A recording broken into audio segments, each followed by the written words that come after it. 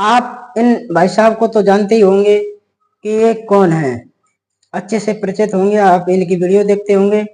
तो आपने देखा होगा इनकी वीडियो में कि ये अपनी बात को मनवाने के लिए जिन संतों का, जिन पंथों का विरोध करते हैं और उन्हीं की बात को माध्यम बनाकर अपनी बात को मनवाना चाहते हैं।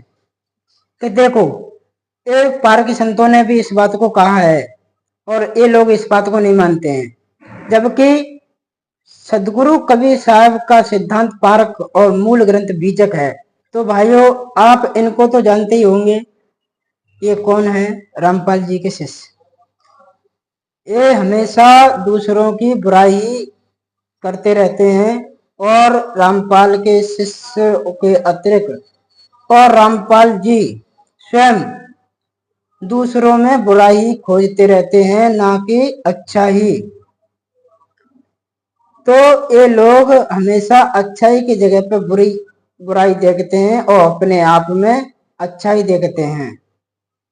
इन्होंने, भाई साहब ने कहा है कि कबीर साहब के 12 पंथों में से ये पारक सिद्धांत निकला है। ये सब अपनी अपनी ढपली बजा रहे हैं, ऐसी ऐसी ये बातें करते हैं। इनको तनिक भी ये नहीं लज्जा आती कि हम कैसे महापुरुषों और संतों के ऊपर उंगली उठा रहे हैं, ना कि ये उनके चरणों की धूल के बराबर भी नहीं है। और ऐसे संतों के ऊपर ये उंगली उठाते रहते हैं और कबीर सागर की प्रमाण देते रहते हैं। तो कबीर सागर में स्वयं कबीर सागर में ये लिखा हुआ है कि पारक गुरु के बिना मुक्ति किसी की कदापि हो नहीं सकती है। हर पृष्ठ में हर 11 भाग हैं, 11 भागों में भी हर भाग में पारक सिद्धांत की बात आई है। और बिना पारक सिद्धांत के, बिना पारक गुरु के किसी का कल्याण और मोक्ष का मार्ग नहीं मिल सकता है और ना ही वो सद्गति को प्राप्त हो सकता है। जब तक सच्चा गुरु नहीं मिलेगा, जब तक पारक गुरु नहीं मिलेगा, तब तक इनको मुक्ति और सही ज्ञान, सटीक ज्ञान, सही जानकारी नहीं मिल सकती है। और इनको कोई ज्ञान तो है नहीं। कबीर सागर में बताते हैं, ये लिखा हुआ है, फलाना लिखा हुआ है, ये कहा है, ये नकली पंथ है, ये 13वां पंथ रामपाल जी का चलेगा, इसी से कल्याण होगा। जबकि रामपाल को स्वयं ज्ञान नहीं है और ना ही रामपाल के शिष्यों को।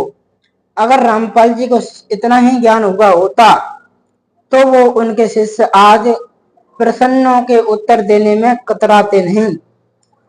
उनको तो ना शास्त्रों का पता है, ना वेदों का मालूम है, ना पुराणों का मालूम है और उनके क्या क्या नाम हैं। जबकि इनको कोई ज्ञान नहीं है, तब भी ये अपना ज्ञान झाड़ते रहते हैं, वाहवाही करते रहते हैं। इनसे कोई भी प्रश्न पूछो तो ये दांत नपुर के रह जाते हैं। तो सदगुरु कबीर साहब कहते हैं, जाको सदगुरु ना मिला व्याकल दौद सिधाए और आंख न सूझे बाबरा घर गरे घोर बताए। ऐसे व्यक्तियों को, जिसको सच्चा गुरु नहीं मिलता है, वो दूसरों का घर जलाने में ही और हृदय में कष्ट पहुंचाने वाले शब्द ही बोलते रहते हैं, ना कि अपनी बुद्धि से विचार करके देखे कि सही क्या है और गलत क्या है।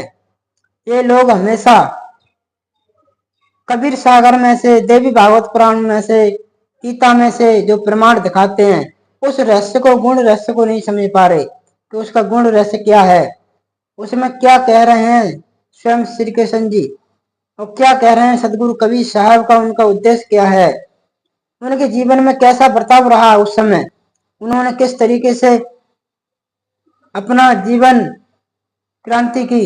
उस क्रांति में सबको सदमार्ग, सही दिशा और सच्चा ज्ञान दिया था उन्होंने।